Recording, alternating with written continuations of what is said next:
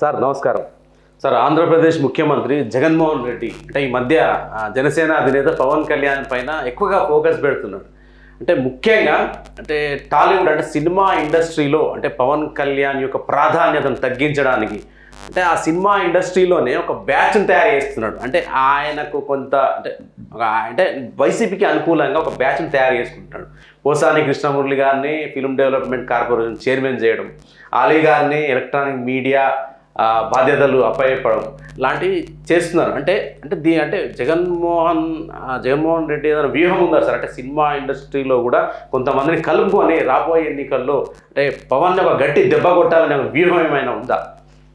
ఇక్కడ ఒకటి మనం ఆలోచించుకుంటే, సినిమా ఇండస్ట్రీ నుంచి వచ్చిన వాళ్ళు ప్రజల మీద ఎంత స్థాయిలో ప్రభావం చూపిస్తున్నారు, ప్రజలు ఎంత మాత్రం ప్రభావితం అయ్యి వాళ్ళు చేసే ప్రచారాలకి ఈల్డ్ అయ్యి వాళ్ళు చెప్పిన అభ్యర్థులకు ఓటేస్తున్నారు, లేదు వాళ్ళు స్వయంగా పోటీ చేసినప్పుడు వాళ్ళకి ఎంత మాత్రం ప్రజల ఆదరణ దక్కుతుంది అనేది మనం ఒకసారి విశ్లేషించి చూసుకుంటే, ఎన్టీ రామారావు గారు 1982లో తెలుగుదేశం పార్టీ ఆవిర్భావం జరిగిన తర్వాత, 1983 జనవరిలో జరిగిన సాధారణ ఎన్నికల్లో అఖండ విజయం సాధించిన తర్వాత ఒక్కసారి ఒక సినిమా నటుడిగా ప్రజలకు పరిచయం కావడానికి అది ఉపయోగపడింది తప్ప, ఆ తర్వాత ఆయన పరిపాలనా దక్షత, పరిపాలనా పరంగా ప్రజలకు ఎంత చేరువ అవ్వగలిగారు, ప్రజలకి చేరువయ్యే పథకాలు ఎంతవరకు అమలుపరచగలిగారు, ఎంతవరకు జీవన ప్రమాణాలు పెంచారు, తెలుగువాడి ఆత్మగౌరవాన్ని నేను కాపాడుతాను అని చెప్పిన స్లోగన్ని ఎంతవరకు దాన్ని నెరవేర్చుకున్నారనే ప్రాతిపదికగానే 1985లో జరిగిన ఎన్నికల్లో కానీ, 1984 పార్లమెంట్ ఎన్నికల్లో కానీ, 1989లో సాధారణ ఎన్నికల్లో ఆయన ఓడిపోయినా కానీ, మళ్ళీ తిరిగి 1994లో ఒక అఖండ విజయం సాధించినా కానీ, ఒక రాజకీయ నాయకుడిగా పూర్తిస్థాయి పరివర్తన చెందిన నాయకుడిగానే ఆయన ప్రజలు రిసీవ్ చేసుకున్నారు. ఒక్క 1983 ఎన్నికల్లో మాత్రమే ఆయన ఒక సినిమా నటుడిగా ప్రజలకు చేరువగాగలిగారు. ఆ తర్వాత ఒక ప్రూవెన్ హిస్టరీ తోటి ఆయన ఒక పాలనా దక్షతతోటి ప్రజలకు చేరువగాగలిగారు. వ్యతిరేకత వచ్చిన రోజు ఓడిపోవడం జరిగింది. ఆయనే స్వయంగా కల్వకుర్తి స్థానంలో చిత్తరంజన్ దాస్ గారి మీద ఓడిపోవడం జరిగింది. ఆ తర్వాత మనకి కృష్ణ గారు ఒక టెన్యూర్ ఎంపీగా చేశారు, కృష్ణరాజు గారు ఒక టెన్యూర్ ఎంపీగా చేశారు, జమున గారు ఒక టెన్యూర్ ఎంపీగా చేశారు, కైకాల సత్యనారాయణ గారు ఒక టెన్యూర్ ఎంపీగా చేశారు, శారద గారు ఒక టెన్యూర్ ఎంపీగా చేశారు, కోట శ్రీనివాసరావు గారు ఒక టెన్యూర్ ఎమ్మెల్యేగా చేశారు. వీళ్ళు ఎవరు కూడా ఏంటంటే మళ్ళీ సెకండ్ టెన్యూర్ దగ్గరకు వచ్చేప్పటికి వాళ్ళకి ప్రజల నుంచి ఆమోదం లభించలా. ఎందుకు లభించలేదు అని అంటే, వాళ్ళు సీరియస్ పాలిటీషియన్స్గా ప్రజల అంచనాలకు తగ్గట్టుగా ఆ సినిమా ఇండస్ట్రీ ప్రభావం నుంచి బయటకు వచ్చి పూర్తి స్థాయి పరిణతి చెందిన రాజకీయ నాయకుల్లాగా ప్రజలకు చేరువయ్యే ప్రయత్నం జరగల. అదే హిపోక్రసీలో కంటిన్యూ అయ్యారు కాబట్టి రెండోసారి వాళ్ళకి ప్రజల నుంచి ఆమోదం దక్కల. కాబట్టి ఏంటంటే ఇక్కడ మనం చూసుకోవాల్సింది, మనం మళ్ళీ గెలిచిన వాళ్ళలో రోజా గారిని రెండోసారి గెలవటం చూసాం, బాలకృష్ణ గారిని రెండోసారి గెలవటం చూసాం, బాబు మోహన్ గారిని 3 సార్లు ఆయన శాసనసభ్యులుగా గెలవటం చూసాం. కాబట్టి ఏంటంటే వీళ్ళు ఒక పూర్తి స్థాయి పరిణతి చెందిన రాజకీయ నాయకుల్లో ప్రజలకు చేరువు కావడం చూసాం. అట్లాగే ఇందాక మీరు ప్రస్తావించిన పవన్ కళ్యాణ్ గారిని కూడా నిజంగానే పవన్ కళ్యాణ్ గారి కన్నా ముందు చిరంజీవి గారిని గురించి మనం చెప్పుకోవాలి. ఇక్కడ ఎన్టీ రామారావు గారి తర్వాత అంతటి ప్రజాకర్షణ కలిగిన హీరో చిరంజీవి గారు. అటువంటి చిరంజీవి గారు కూడా 2008లో పార్టీ ఆవిర్భావం జరిగిన తర్వాత 2009లో ఎదుర్కొన్న మొట్టమొదటి సాధారణ ఎన్నికల్లో ఆయన స్వయంగా పాలకుల్లో ఓడిపోయారు.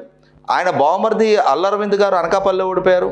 కాబట్టి అక్కడ వీళ్ళకున్న సినిమా గ్లామర్ అనేది ప్రజలు పరిగణలోకి తీసుకోలేదు.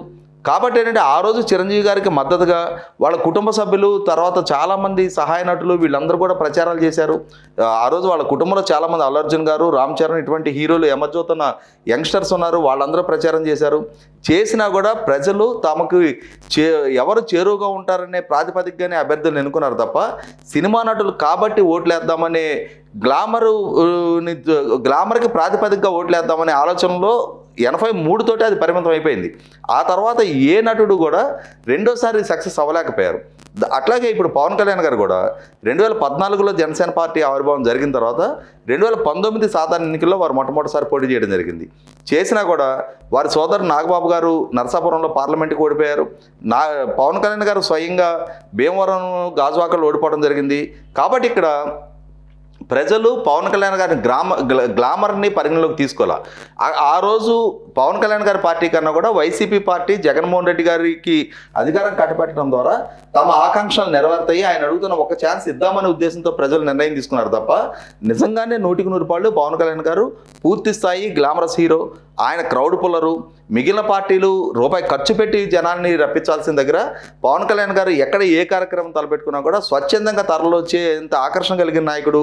అంతటి ఆకర్షణ ఉన్నా కూడా ఈరోజు రాజకీయాల్లో సినిమా ఆకర్షణ ఒక్కటే ప్రాతిపదికగా ప్రజలు నిర్ణయం చేయట్లేదు. కాబట్టి పవన్ కళ్యాణ్ గారు కూడా 100% ఒక సీరియస్ పాలిటీషియన్గా ఆయనకి అంత ఘోరవటం ఎదురైన తర్వాత కూడా రాజకీయాలని చిరంజీవి గారి కోణంలో చూడకుండా, చిరంజీవి గారి హయాంలో ఏం జరిగింది, 17% ఓటు బ్యాంక్ వచ్చిన, 18 మంది ఎమ్మెల్యేలు గెలిచిన, ఆయన పార్టీని సుదీర్ఘకాలం నిర్వహించలేని పరిస్థితుల్లో కాంగ్రెస్ పార్టీతో మెర్జ్ చేసి ఆయన గెలిచిన ఎమ్మెల్యే స్థానానికి కూడా రాజీనామా చేసి రాజ్యసభ సభ్యత్వం తీసుకొని కేంద్ర మంత్రిగా స్థిరపడ్డారు ఆయన.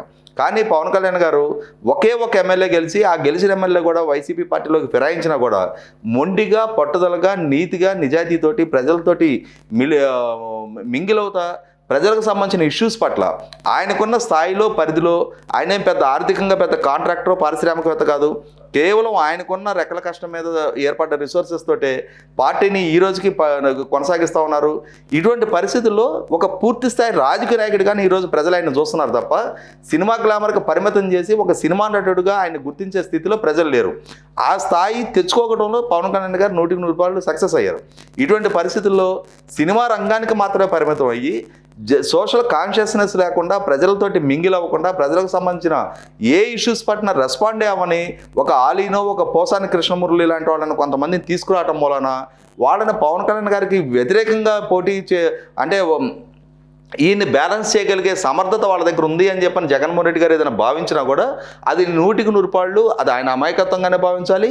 ఏ విధంగా చూసినా కూడా ఈరోజు ప్రజల్లో వస్తున్న యాక్సెప్టెన్సు, సమస్యల పట్ల రెస్పాండ్ అవుతున్న తీరు, పట్టుదలగా పార్టీని కొనసాగించుకుంటున్న తీరు అనేది 100% పవన్ కళ్యాణ్ గారిని ఒక సమర్థుడైన రాజకీయ నాయకుడిగా తీర్చిదిద్దడంలో ఉపయోగపడుతున్నాయి. ఆయన కూడా ఒక సమర్థుడైన రాజకీయ నాయకుడిగానే ప్రజల పట్ల బాధ్యతతోటే ఆయన కూడా వ్యవహరించాలని కోరుకుంటున్నారు తప్ప ఒక సినిమా గ్లామర్ నటి పెట్టుకొని ఆ గ్లామర్ ద్వారానే సుదీర్ఘకాలం రాజకీయాల్లో కొనసాగాలనే ఆలోచనలు ఆయన కూడా లేరు. కాబట్టి ఏంటంటే పవన్ కళ్యాణ్ గారిని కౌంటర్ చేయాలి అని అంటే ఇంకొక సమర్థుడైన, నిజాయితీ కలిగిన రాజకీయ నాయకుడి ద్వారా సాధ్యపడుతుంది తప్ప ఇట్లాంటి చిన్న చిన్న నటుల ద్వారా పవన్ కళ్యాణ్ గారిని బ్యాలెన్స్ చేయాలి అనే ఆలోచనే అది వాస్తవకు విరుద్ధంగా ఉంటుంది. Thank you sir. Thank you.